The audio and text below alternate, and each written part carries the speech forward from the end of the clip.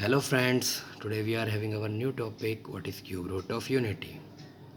What is cube root of unity? Where unity means 1. If we are taking cube root of 1, it will be look like x equals to 1 raised to the power 1 upon 3. So we are required to find the 3 roots of 1, a third root of 1. Taking cube both side. Why we are taking cube both side? To free 1 from radicals. 1 has power 1 by 3, and if we are taking cube of 1 raised to the power 1 of 3, then it will be free from radicals. So we are here with x cube equals to 1. X cube minus 1 equals to 0. Now we have a formula a cube minus b cube equals to a minus b, another bracket, a square plus b square plus ab. So use this formula, and this x minus 1, x square plus 1 plus x equals to 0. So one root is x minus 1 equals to 0, x equals to 1. And another root we derive from this equation, x square plus x plus 1, where a is the coefficient of x square, b is the coefficient of x, and c is the constant. So by quadratic formula, we used to find the variable x equals to minus b plus minus under root b square minus 4ac upon 2a. So x has the value x equals to minus 1 plus minus under root minus 3 upon 2. Here discriminant is negative. Discriminant is negative, which means the roots are not real. The roots are imaginary. And if the roots are imaginary, then the roots always occur in pairs. Root always occurs in pairs, just like a plus iota b and a minus iota b. Always, if the roots are imaginary, they always occur in pairs. X equals to minus 1 plus minus root 3 iota upon 2, where this iota comes from. So minus under root minus 3 equals to root 3 into minus 1. Minus 1 can also be written as iota. So x equals to minus 1 plus root 3 iota upon 2, and x equals to minus 1 minus root 3 iota upon 2. So we have first root equals to 1, x equals to 1, and another values of x are minus 1 plus root 3 iota upon 2 and minus 1 minus root 3 iota upon 2, which can also be named as, this x will be named as omega, and this x will be named as omega square. Omega and omega square. Omega and omega square. Some important relation on this cube root of unity. जो आपको हमेशा याद रखने हैं, which you will always memorize to solve your question within a second. What is omega cube? Omega cube is always equals to 1. If we are taking these two numbers and taking cube of both the numbers, then we always find 1.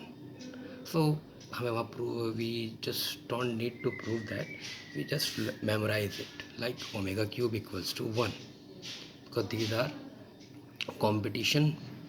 This is competition, and in competition you need to be faster. Omega cube equals to 1, and 1 plus omega square equals to 0.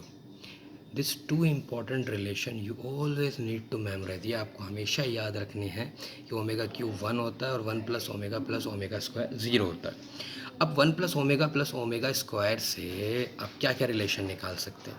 1 plus omega minus omega square के equal होगा, और 1 plus omega square minus omega के. और एक बात याद रखना कि अगर ओमेगा क्यूब 1 है, तो अब ओमेगा की अगर पावर में 3 का मल्टीपल दे रखा है, ओमेगा की पावर में अगर 3 का मल्टीपल आपको दे रखा है, तो वो हमेशा क्या होगा? 1. Just like omega 6, omega 9, omega 12, omega 15, omega 18, omega 21, omega 2025. 2025 is also a multiple of 3, and which is also equals to 1. So we are having some examples, just like find the value of 1 minus 1 plus omega minus omega square raised to the power 3. तो हम जानते हैं कि 1 plus omega equals to minus omega square, 1 plus omega equals to minus omega square. So value of 1 plus omega minus omega square किसके equal होगी? 1 plus omega minus omega square. तो we can replace this value of 1 plus omega by minus omega square. हाँ, minus omega square तो आ गया 1 plus omega की जगह, लेकिन एक ओमेगा स्क्वायर माइनस में वहाँ पहले ही लिखा है, तो ये क्या हो गया आपका? -2 ओमेगा स्क्वायर का होल क्यूब. अब -2 के क्यूब को आप बाहर ले लीजिए और अंदर बचेगा ओमेगा स्क्वायर का क्यूब। आपको पता होना चाहिए कि पावर जो है, पावर की अगर पावर दे रखी है तो पावर मल्टीप्लाई हो जाते हैं या पावर एक्सचेंज हो जाते हैं। अगर यहाँ पे दे रखा है आपको 2 की पावर 3, तो ये 3 की पावर 2 भी हो सकता है, क्योंकि मल्टीप्लिकेशन कॉम्यूटेटिव होती है। अगर पावर मल्टीप्लाई हो रहे हैं तो आप 2 × 3 की जगह 3 × 2 भी लिख सकते हो। मतलब इसे हम ओमेगा क्यूब का स्क्वायर लिख सकते हैं, और ओमेगा क्यूब की वैल्यू होती है 1, और 1 का स्क्वायर 1, तो वैल्यू आई -8। हमें इतना टाइम लगा, आपको इतना नहीं लगेगा, बस आपको सिंपल कुछ फॉर्मूलेज इसके याद होने चाहिए, आप जल्दी निकाल सकते हैं। अब जैसे अगला क्वेश्चन है, हमसे पूछा गया find the values of z satisfying the equation, this equation. इस इक्वेशन को सेटिस्फाई करने वाले आपको रूट निकालने हैं। अगर देखिए आपको इनिशियली पता है कि ये एक रिलेशन की तरह है, 1 + ओमेगा स्क्वायर। हम इसे डायरेक्ट भी कैलकुलेट कर सकते हैं z की वैल्यू को। अगर आप देखें तो ये 1 + ओमेगा स्क्वायर = 0 की तरह है। तो अगर आप डायरेक्ट भी कैलकुलेट करना चाहें तो डायरेक्ट भी कैलकुलेट कर सकते हैं, लेकिन हमें उसमें ये नहीं पता होगा कि इसके दो रूट्स 1 और ओमेगा होंगे या ओमेगा और ओमेगा स्क्वायर होंगे। सो z की वैल्यू को हमें ये नहीं पता कि हम 1 और ओमेगा लिखें, ओमेगा और ओमेगा स्क्वायर लिखें, या 1, ओमेगा स्क्वायर लिखें।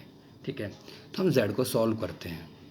z स्क्वायर कोफिशिएंट a होगा, z का कोफिशिएंट b होगा, कांस्टेंट यहाँ 1 है c की जगह पर। तो z की वैल्यू निकालते हैं भाई, -b + √b² -4ac/2a। तो z = -1 ± √-3। √-3 को हमने पिछले केस में देखा था, आप पीछे रिवाइंड करके देख सकते हैं। √3 = √3 आयोटा। हम यहाँ यूज़ कर लेंगे इसे, -1 + √3 आयोटा/2 -1 - √3 आयोटा/2। सो z = omega and z = omega square. So omega and omega square are roots of this equation. So we are now with our last example for today. Find the value of omega cube plus omega 4 plus omega 5. मैं ज़्यादा hard नहीं किया questions को, मैं आपको omega 2017 दिखाऊँ या ज़्यादा पावर दिखाऊँ, बस मैं आपको एक व्यू देना चाहता हूँ कि अगर ओमेगा की पावर 3 है, 4 है या 5 है, इन तीन मल्टीपल से ज़्यादा आपको नहीं मिलेंगी, क्योंकि आपने यूक्लिड डिवीजन एल्गोरिथम पढ़ा होगा कि अगर इसकी पावर 3 है, अगर ये 3 के मल्टीपल पर 1 हो रहा है, तो 4 और 5 ही 2 चांसेस ऐसे होते हैं जहाँ पे ये 1 नहीं होगा। कैसे, देखिए जरा उस बात को मैं देखता हूँ। जैसे लाइक ओमेगा क्यूब को मैं 1 लिखता हूँ, omega 4, we can write omega 4 as omega cube into omega. And what is the value of omega cube? What is the value of omega cube? 1।